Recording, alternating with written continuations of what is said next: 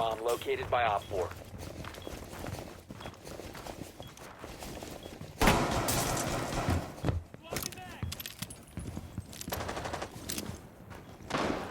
Scanning.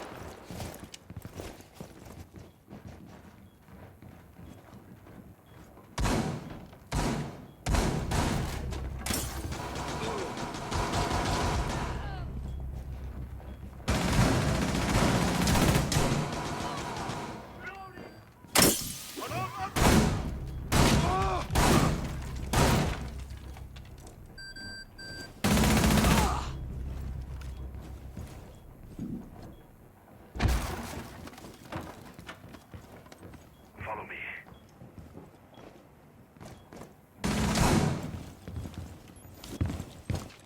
One friendly operator remaining. Op 4 eliminated. Mission successful.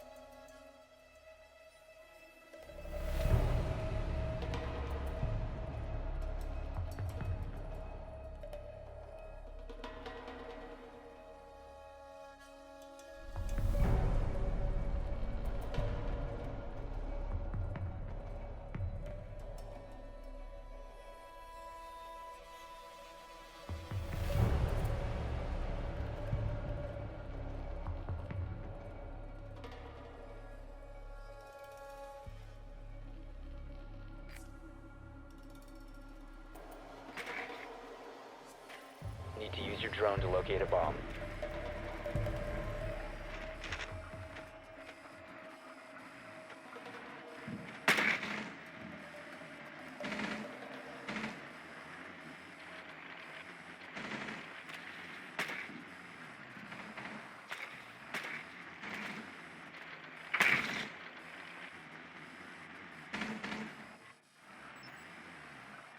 Drone has located a bomb. Insertion in 10 seconds.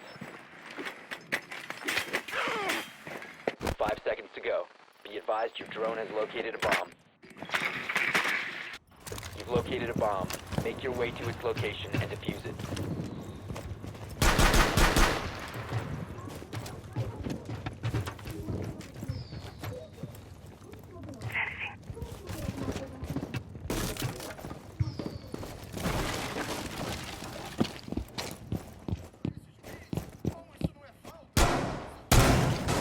Must recover the...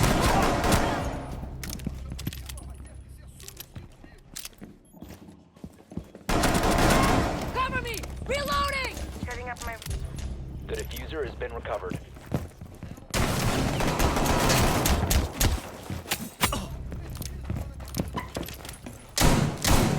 Op 4 last operator standing.